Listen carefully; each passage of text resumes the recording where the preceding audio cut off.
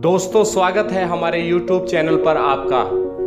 सलाम जय मसीह की भाई बहनों, मैं आशा करता हूं आप सब प्रभु में खैरियत से हैं, आप आनंदित रहे ऐसी मैं आशा करता हूं प्रभु यीशु के नाम में, आमीन। दोस्तों अगर वीडियो पसंद आए तो उसे लाइक करें, शेयर करें और सब्सक्राइब करें, बेल आइकन को दबाएं ताकि हमारी हर वीडियो आप तक समय पर पहुंच सके। आज हम कोरोना वायरस के बारे में बात करेंगे। जिस प्रकार हम देख रहे हैं संसार के अंदर हाहाकार मची हुई है, हर एक इंसान अपने आप को इस भयंकर वायरस से बचाना चाहता है, जिसके बारे में हम प्रतिदिन आज न्यूज़ और टीवी चैनलों के ऊपर हम प्रतिदिन सुन रहे हैं। और ये वायरस इतना भयंकर बताया जा रहा है। और आइए हम जाने कि बाइबल इसके संदर्भ में क्या कहती है और बाइबल हमें क्या सिखा। वायरस है किस प्रकार से इस धरती के ऊपर आया और ये वायरस किन लोगों के द्वारा इस धरती के ऊपर आया। आइए हम जाने।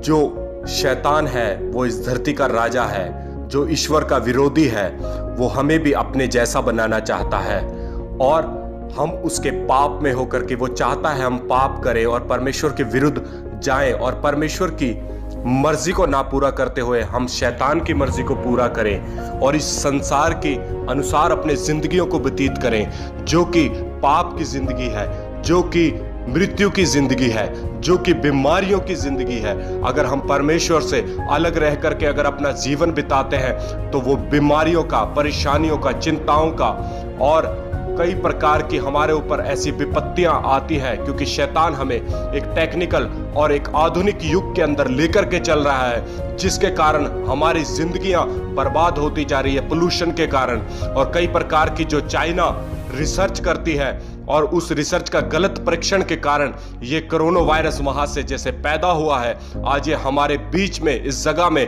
हर एक देश के अंदर हाहाकार मची हुई है। आइए बाइबल के संदर्भ में जाने कि बाइबल क्या कहती है। जिस प्रकार आप जानते हैं शैतान इस धरती का राजा है, जैसे बाइबल उत्पत्ति अध्याय 3:2 में लिखा है, स्त्री ने सर्प से कहा, इस वाटिका के वृक्ष के फल हम खा सकते हैं, वाटिका के बीच में है, उसके फल के विषय में परमेश्वर ने कहा है कि तू ना तो तुम इसे खाना और ना तुम इसे छूना, नहीं तो तुम मर जाओगे। और तब सर्प ने स्त्री से कहा कि निश्चय ही तुम ना मरोगे, वरन परमेश्वर आप जानता है कि जिस दिन तुम उसका फल खाओगे उसी दिन तुम्हारी आंखें खुल जाएंगी और तुम भले और बुरे का ज्ञान पाकर परमेश्वर के तुल्य हो जाओगे।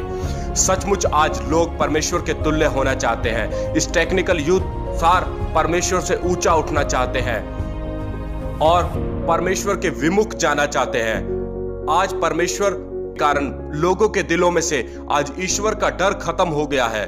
आज लोग ईश्वर से डरना भूल गए हैं और आज उनके दिलों में ईश्वर का भय खत्म हो गया है। बुद्धि को इतना ज्यादा महत्व दे रहा है क्योंकि वो अपने आप को ईश्वर के तुल्य समझने लगा है। बाइबल ये बताती है कि केवल परमेश्वर प्रभु यीशु मसीह जो आत्मा और बुद्धि से परिपूर्ण था, हमें बुद्धि जरूर मिली, हम ईश्वर के तुल्य नहीं हो सकते, हम परमेश्वर के सम्मान्य नहीं हो सकते।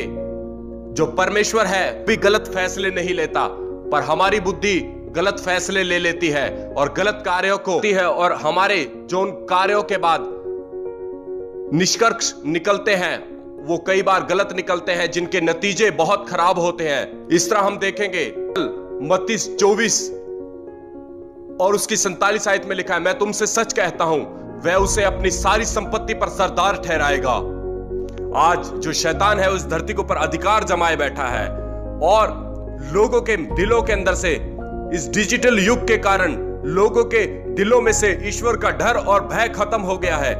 इसीलिए लोग अपनी मनमानी की जिंदगियां जी रहे हैं और नए नए रिसर्चों के अनुसार 95% अपनी जरूरतों को इस संसार में पैसे और इस आधुनिक युग के द्वारा अपनी जरूरतों को पूरे करते हैं। उन्हें ईश्वर की जरूरत नहीं है। इसी प्रकार बाइबल बताती है, पर ये जान रखो, दूसरा तिमुथियुस 3:2 में लिखा है, पर ये जान रखो अंतिम दिन के कठिन समय आएंगे। ये बाइबल हमें पहले से चेतावनी दे चुकी है, क्योंकि मनुष्य आस्वार्थी, लोभी, डींगमार और अभिमानी, निंदक और माता पिता की आज्ञा टालने वाले होंगे, अपवित्र होंगे और दया रहित, क्षमा रहित, दोष लगाने वाले, कठोर और भले के बैरी होंगे। ठीठ, घमंडी और परमेश्वर को नहीं वरन सुख विलास को चाहने वाले। आज लोग अपने सुख विलास और पैसा कमाने के लिए आज लोग किसी भी हद तक जा सकते हैं, किसी भी गलत टेक्नोलॉजी और किसी भी गलत रिसर्च करने के लिए वो तैयार है। और हम इसी प्रकार लूका 21 अध्याय और 11 में ये बाइबल हमें चेतावनी देती है कि जगह जगह पर बेडौल होंगे और जगह जगह पर अकाल और मारियां पड़ेंगी और आकाश से भयंकर बातें, बड़े चिन्ह प्रकट होंगे। ये महामारी वो महामारी है जिस प्रकार से हम आज वायरसों के बारे में सुनते हैं, कोरोना वायरस, हंता वायरस, इस प्रकार के वायरसों के बारे में बाइबल हमें पहले से चेतावनी देती है।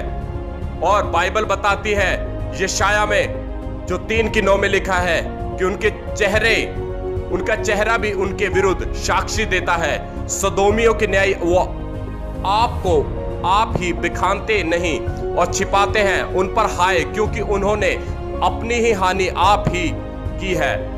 जिस प्रकार हम जानते हैं कि लोगों ने अपने स्वार्थ और अपनी ही गलत रिसर्चों के कारण आज जो अपने ऊपर विपत्तियों को ले लिया है, ये विपत्ति परमेश्वर ने चेतावनी पहले से दी, पर ये परमेश्वर की ओर से दुख या पीड़ा दी गई नहीं है। ये लोगों की खुद की गलती और खुद के गुनाहों और पापों की वजह से आज उनके ऊपर आई है। और इसी प्रकार बाइबल बताती है धोखा ना खाओ, परमेश्वर ठट्ठों में नहीं उड़ाया जाता, क्योंकि मनुष्य जो कुछ बोता है वही काटता है। आज हम जो कुछ बो रहे हैं इस धरती के ऊपर, हमने जो पाप की मजदूरी और शैतान की मर्जी के मुताबिक जो अपने जीवन को व्यतीत करते हैं, उसी प्रकार आज हम वो बोते हैं और वो ही हम काट रहे हैं।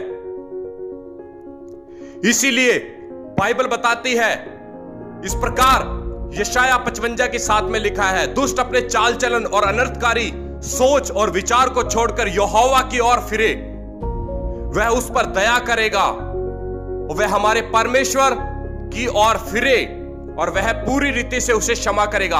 आज हम सब लोगों को परमेश्वर की ओर फिरने की जरूरत है। आज हमें परमेश्वर की ओर फिरने की और उससे पश्चाताप मांगने की जरूरत है। आज हमें परमेश्वर के सामने गिड़गिड़ाने की जरूरत है ताकि वो परमेश्वर आपको क्षमा करे और आपके ऊपर दया करे, ताकि इन बीमारियों को, इन परेशानियों को, महामारियों को आपसे दूर कर सके। वो परमेश्वर आपको आश्वासन दिलाता है, अगर आप उसके सामने निश्चय माफी मांगते हो तो वो परमेश्वर आपको क्षमा करेगा।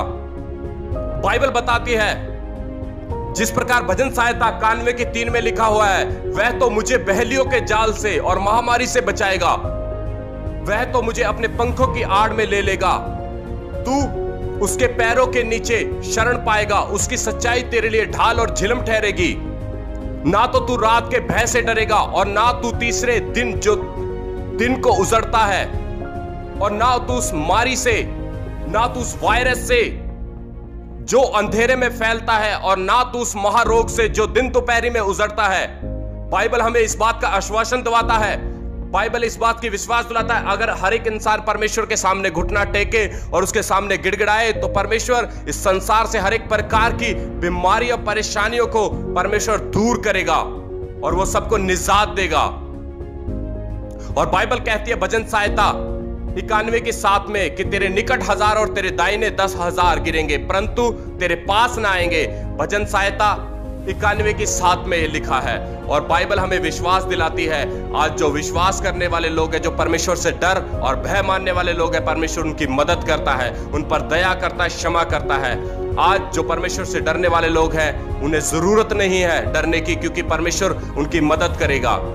और ये चेतावनी उन लोगों के लिए है जो लोग परमेश्वर के विमुख चलते हैं। ये चेतावनी उन लोगों के लिए है जो परमेश्वर के खिलाफ और अपनी टेक्निकल युग के कारण जो इस दुनिया के अंदर जो संसार को ज्यादा महत्व देते हैं, संसारिक बातों को, और ईश्वर से ऊपर होकर चलना जानते हैं, और जो अपनी मर्जी के अनुसार चलते हैं, जो अपनी मर्जियों को पूरा करते हैं, अपने स्वार्थ के लिए दूसरों का नुकसान कर सकते हैं।